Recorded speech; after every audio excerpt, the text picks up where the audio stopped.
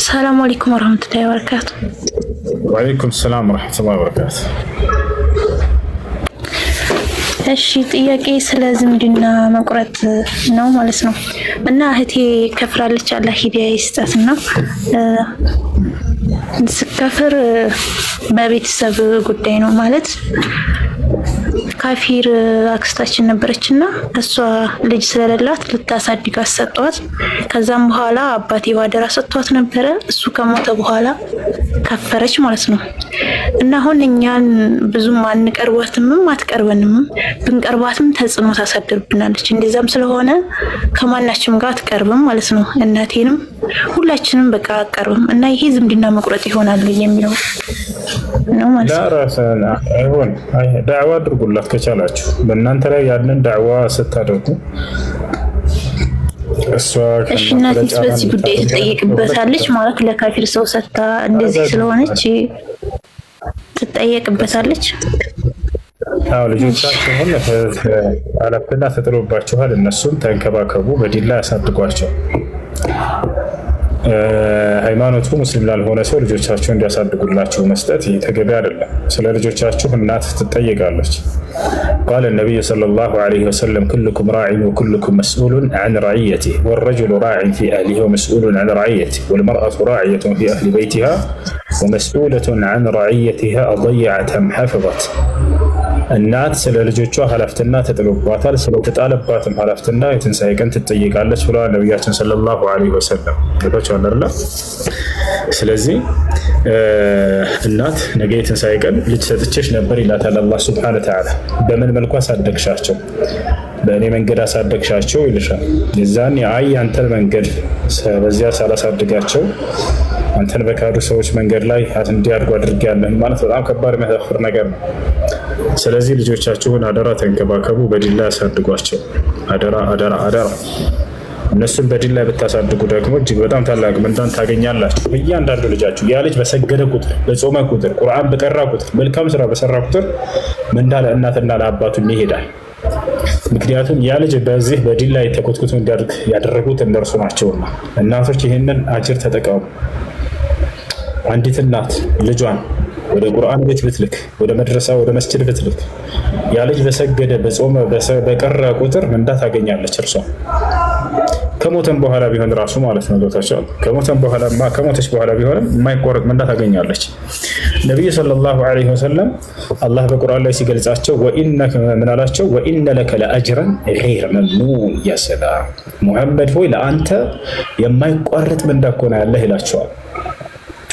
ይህን ትውልድ በአላህ መንገድ ላይ ያነጹት እርሳቸው ናቸውና እስከ ዘመኑ ፍጻሜ ድረስ የሚመጣ ማንኛውም ሙስሊም አምልኮ በሰራ ቁጥር ወደ ነብያችን ሰለላሁ ዐለይሂ ወሰለም ዘንድ አጅሩ ይሄዳል። ታዲያ እርሳቸውን የሚያክል ማንም ደረጃ የሌለው ለዚህ ነው ሁሉም ነብይ በዘመኑ ባለው ትውልድ ልክ ምንዳን ያገኛል። እርሱ ወደ አላህ መንገድ መርቷቸዋልና ያ ነብይ።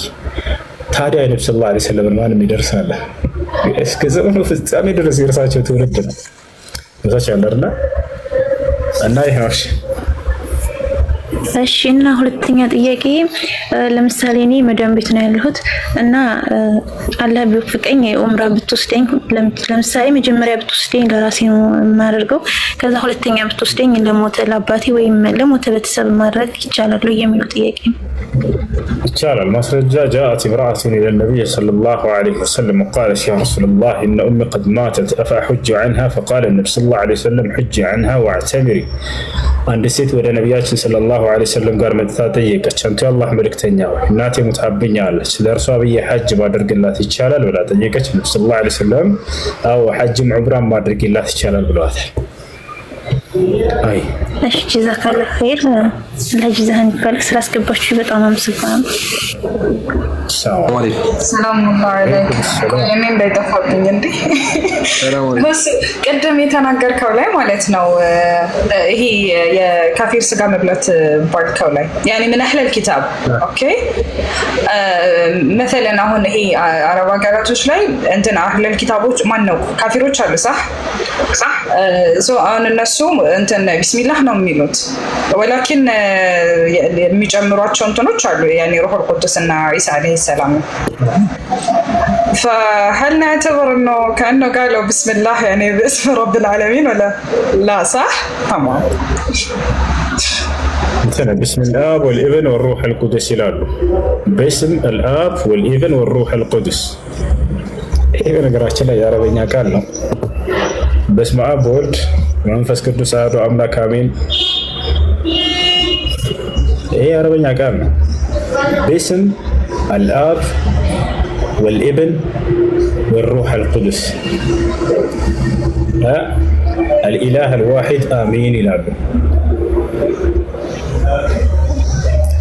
باسم الاب በአባት ስም ማለት ነው والابن በልጅ ስም والروح القدس በመንፈስ ቅዱስ ስም احد املاك ወይንም الاله الواحد አንዱ አምላክ አሚን ይላሉ አሜን አሚን ለማንኛውም በሶስቱ ስላሴዎች የታረደ ምግብ አይቻልም አይፈቀድም አላህ ብለው ቢቀይሩትም እንኳን የመጀመሪያውን ቢስሚላህ ወልኢብን ወሩህ አልቁዱስ ቢባልም ራሱ ለምን ምክንያቱም ይሄ ሽርክ ነው በአላህ በአንዱ አምላክ ላይ የተጋራ ከሆነ አይቻልም አይፈቀድም በአንዱ አምላክ ብቻ ቢታረድ ኑሮ የዛኔ ችግር የለውም ቢስሚላህ ብለው ቢያርዱ በአላህ ስም ብለው ቢያርዱ ችግር የለውም አላህ በቁርአን ላይ በእኔ ስም ከታረደ ብሎ ስላለ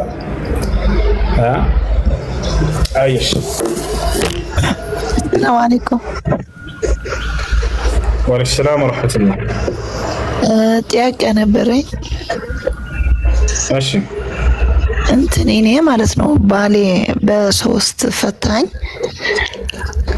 መጀመሪያ በመጥሪያ ነው የሸሪዓ ፍርድ ቤት በሶስት ጽፎ ከዛ ሸሪዓ ፍርድ ቤት ስንሄድ ደግሞ ጸድቀዋል በሶስት ማለት ነው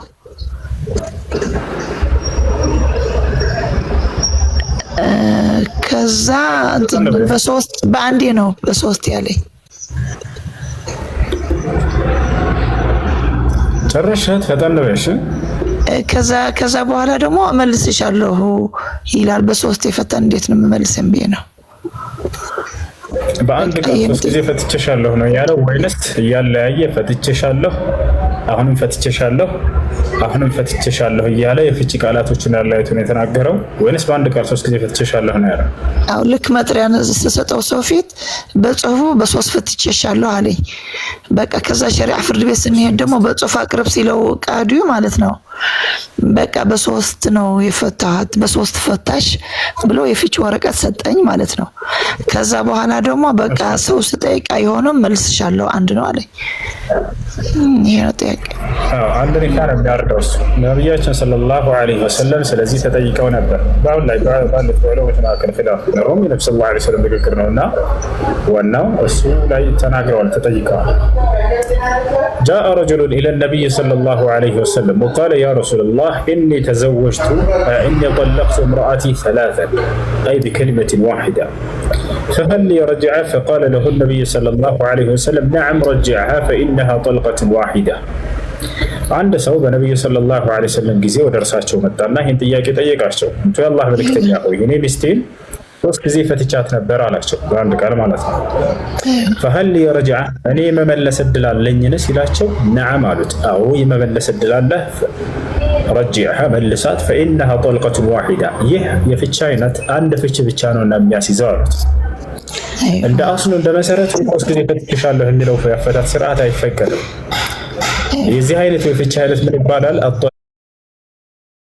كان يفتى في زمن النبي صلى الله عليه وسلم وفي زمن أبي بكر الصديق رضي الله عنه وسنتين من خلافة عمر بن الخطاب ولما رأى عمر بن الخطاب في زمنه يعني تساهل الناس في الطلاق شدد الأمر السلام عليكم عليكم السلام القاضي الشريعة في البيت ያለው እሺ በሶስት ነው የፈታሽ ያለኝ አጸደቀው በጽሁፉ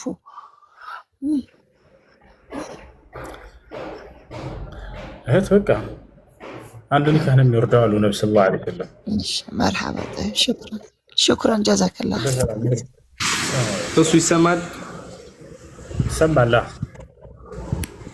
የሆነ ቁርአን ማለት ነው ተብሊጎችና አህባሾች የሚሉት ቁርአን ኢንፊሩ ኺፋፈን ወሲቃለን የሚለው በዳዕዋን የመጣው ወይስ ለጂሃድ ነው የመጣው ለጂሃድ ነው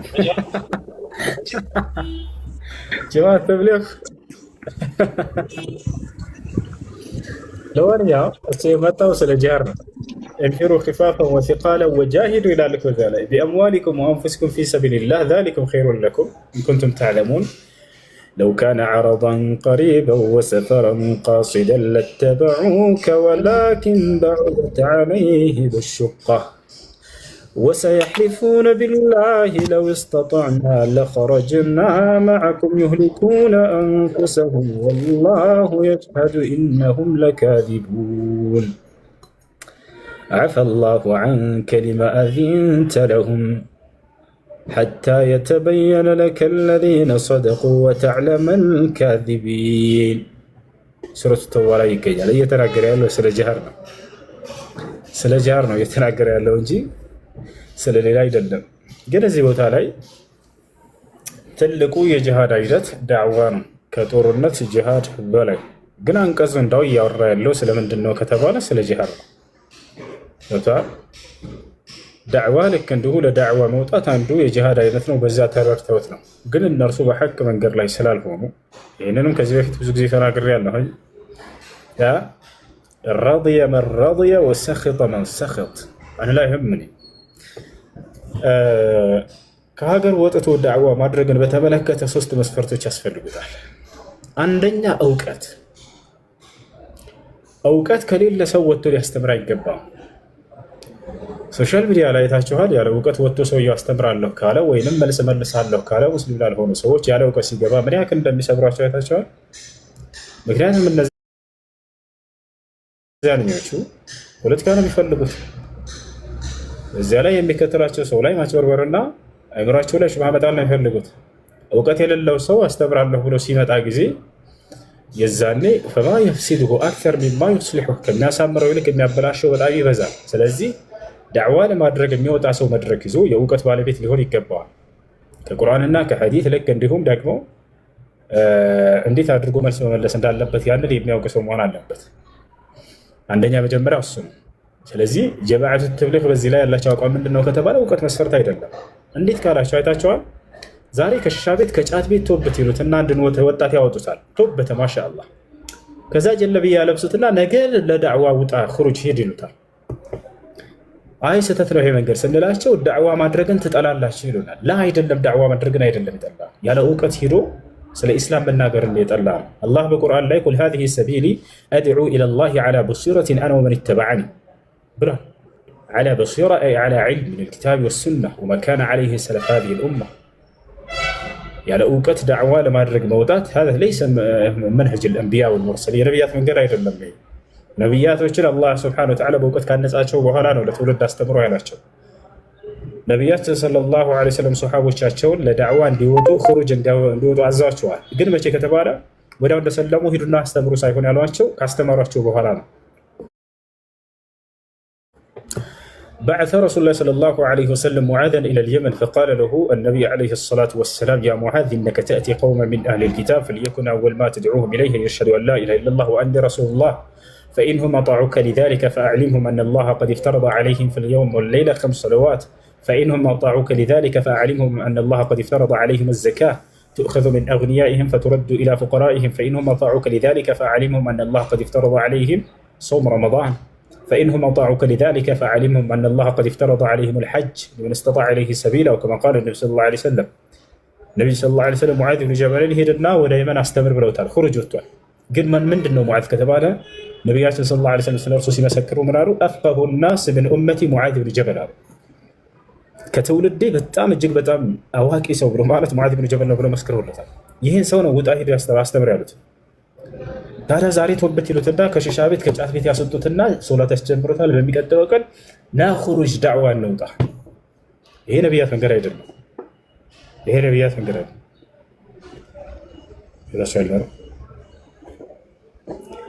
ይሄ ነው። ስለዚህ መጀመሪያው ምንድነው? እውቀት ነው። ሁለተኛው ምንድነው? የቀን ጊዜ ገደብ መገደብ። 7 ቀን፣ 40 ቀን፣ ወር፣ 4 ዓመት የሆነ የተገደበ ነብዩ ሰለላሁ ዐለይሂ ወሰለም ገደብ አላደረጉም። የዳዕዋ ጊዜ ገደብ የለን። አንድ ቀን ሊሆን ይችላል። ሄዳ አስተምረህ ልትፈታ ትችላለህ የሆነ ሀገር ላይ። የግዴታ ግን ለ7 ቀን ለ3 ቀን መሆን አለበት ተብሎ ተገድቦ ከዚያ ቀን ማሳለፍ አይቻልም። ይሄ ተገድቧል። በቃ ማን የገደበው? ነብዩ ሰለላሁ ዐለይሂ ወሰለም በዚህ መልኩ አልገደቡላቸውም። ያቻል ጥያቄ ያለ ይቀጥል።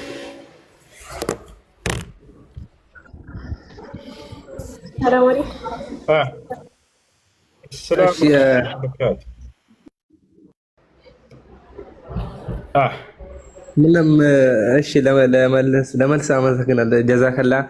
እሺ አንድ ሰው ከሞተ በኋላ 70,000 ጊዜ አስተግፍሩላህ ሱብሃንአላህ ከተባለለት ወደ ጀነት ይገባል፣ ከጀሃነም ወደ ጀነት ይገባል የሚል አለኛ ጋር አሉ አንዳሉት እንደዛ የሚሉ እንዴት ነው እሱ ነገር? ስህተት ነው። ለሰው ሲጀምር አስተግፍሩላህ በሉለት አልተባለም። እስትግፋር አድርጉለት ችግር የለም። ያ ማለት ለኃጢአቱ አላህ ምህረት እንዲያደርግለት መለመን እንጂ አስተግፍሩላህ አስተግፍሩላህ አስተግፍሩላህ 70 ጊዜ ከዛ ሄል አባቴ ይድረስልኝ እንደዚህ አይደለም። በነቢያችን ሰለላሁ ዐለይሂ ወሰለም ጊዜ አንድ ሰው በሞተ ጊዜ ሄደው ከቀበሩት በኋላ ቃል ነብዩ ሰለላሁ ዐለይሂ ወሰለም እስተግፍሩ ሊአኺኩም ፈኢነሁ አልአን ዩስአል፣ ለወንድማችሁ እስትግፋር አድርጉለት። ያ ማለት ለኃጢአቱ ምህረትን ተማጸኑለት፣ እርሷን የቀብርን ጥያቄ ይጠይቃልና አሉ። ነቢያቶችም ልክ እንዲሁ በቁርአን ላይ ይሄን ነው ረበና እግፊር ሊ ወሊዋሊደየ አለ ኢብራሂም ዐለይሂ ሰላም። ከዛሊክ ኑህ ዐለይሂ ሰላም ጌታችን አላህ ሆይ ምህረት አድርግልን ለወላጆቻችንም እያሉ ተናግረዋል። ስለዚህ ለእነርሱ ምህረትን መማፀን እንጂ አስተግፍሩላህ አስተግፍሩላህ አስተግፍሩላህ ሱብሃነላህ አልሐምዱሊላህ ይሄን አባቴ ይድረስልኝ እንደዚህ የለም። እሺ አሁንም እሺ በአቂዳ ጉዳይ ከአባት መጣላት እርግማን ያደርሳል እንዴ? አያደርስም። ግን አንተ ረጋ ብለህ አስተምረው። ስህተት መንገድ ላይ ከሆነ አስተምረው፣ ረጋ ብለህ ቀስ ብለህ ታገስ። በዚያ ላይ አደራ እንዳትርቀው፣ እንዳታገለው። هجر أهل البدع أو هجران أهل البدع أصل من أصول أهل السنة والجماعة ومن منهج السلف الصالح. لكن من الذي يهجر؟ هم الدعاة إلى البدع. أما الجهال الأتباع فإنهم لا يهجرون، بل يستمر في دعوتهم حتى يعودوا إلى المنهج الصحيح ما كان عليه سلف هذه الأمة.